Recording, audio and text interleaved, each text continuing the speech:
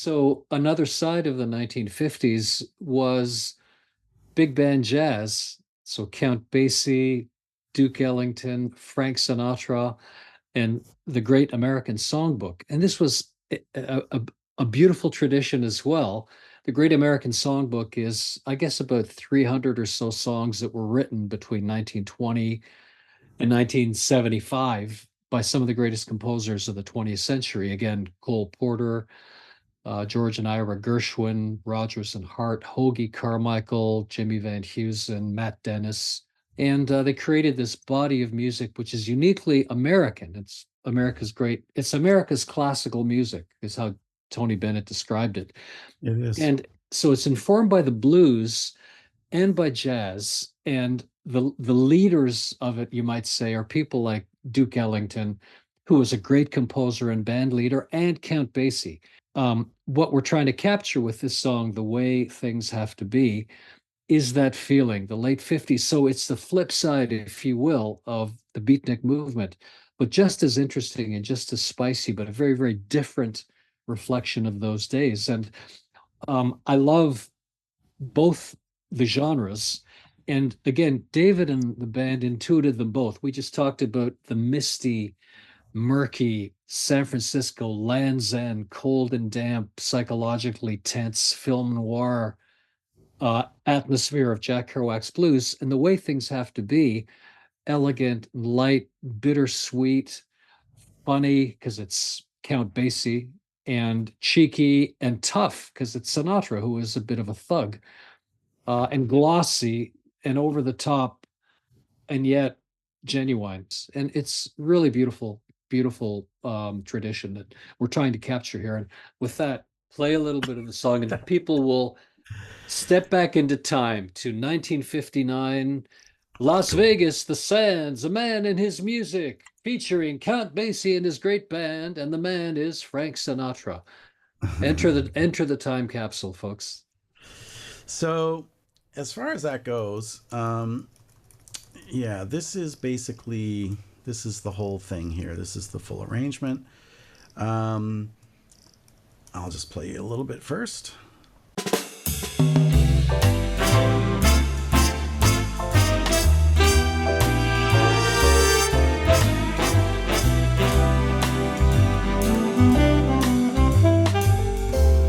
I'm not saying it was right.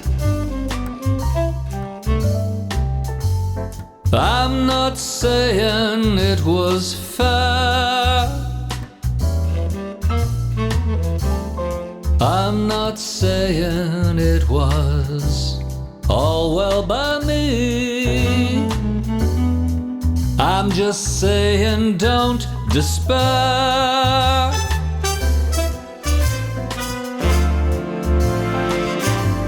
It was a flight to the moon in a marvelous balloon. We came down in a heap.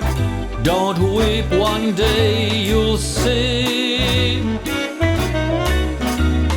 That's the way. That's the way. The way things have to be.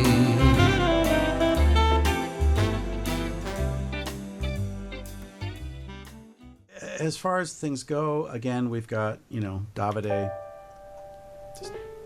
just doing his lovely voicings. And the thing is, he's playing in between Pascal, so you can hear that very clearly here. I'm not saying it was right. Right? Fill the space. I'm not saying it was fair. Right? And then also, in the same breath, we've got Marco Bonelli also adding his little licks in between, Oof. And this guy, he's got some feel. Oof. Just so delicate, dreamy, Stan Getzy. Warm, yeah, yeah. I think after obviously the chords, the melody, and the lyrics, I think the star of the show is probably the horn arranging. And so maybe just I'll talk for a moment about that. So obviously we have Marco Bonelli, and so we're multi-tracking him. So we're basically overdubbing him several times.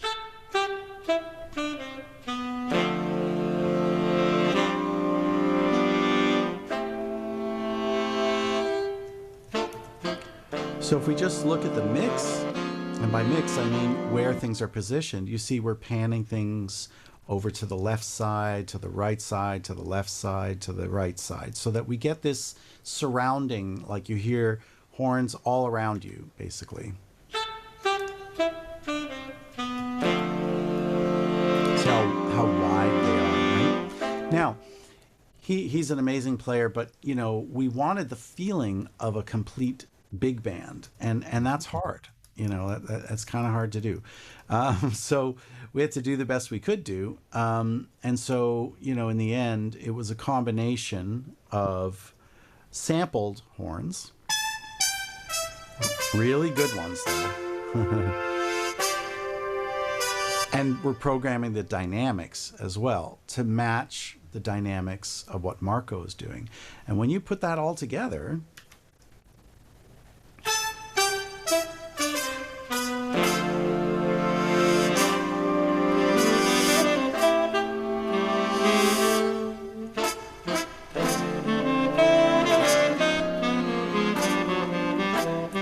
so now the horn arrangement is very well scripted, and everything is written out, and the parts are given to Marco. He plays it, but then his soloing, that's his business. Mm-hmm. He's allowed to like go do your thing, Marco. Go be a sax player. Do your sax playing things. It was a flight to the moon in a marvelous balloon. We came down in a heap. Don't weep, one day you'll see. Right, always filling in those Don't spaces. weep, one day you'll see. Right. And the funny thing is, he did play on top of Pascal in the chorus, but it worked. In a marvelous balloon, we came down in a heap. It just worked, and I'm like, all right, in the future, I prefer it the other way, but like it worked. So if it works, it works, right? And there's also strings as well. I mean, we also have strings underneath it all.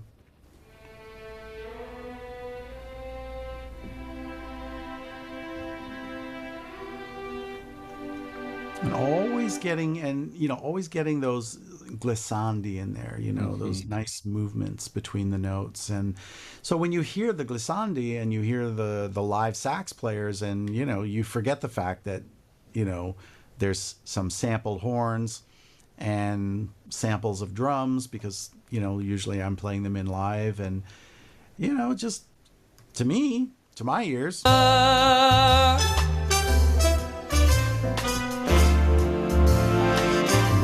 it was a flight to the moon in a marvelous balloon. We came down in a heap. And it's the changes. I mean, look, at the end of the day, Pascal is legit writing these changes, man. I mean, he knows his jazz harmony. I felt really behind this song. I thought, damn right. Count Basie would say, "Okay, man, we can play that." I was proud of that, if I may say. I mean, he really does. I mean, look, I'm a Berklee grad, and I formally studied, jazz harmony, jazz arranging, jazz counterpoint. You can't graduate from Berklee unless you can do all that, which is why the horn arrangements sound legit, because it's all Berklee technique. I did not by any stretch. I cannot take credit for these horn arrangements, because it's very, very standard stuff, and I'm not taking chances. That's the thing. Certain songs you can take chances creatively. Other songs you want to play close to the hip, kind of thing. This is one of those songs, because what he wrote melodically and harmonically, and his changes, you want to basically you just want to make that shine, and that's it. And Marco Bonelli, he is like a serious, like bebop, straight ahead kind of jazz guy. He loves his jazz, and he was just like, "Oh, it is beautiful to play on this. I love it." You know, I don't know if he actually said that, but this is the. I'm sort of ad libbing his what he might have said, but it's clear in the playing. This is my point. It's clear that people who love what they do make great music.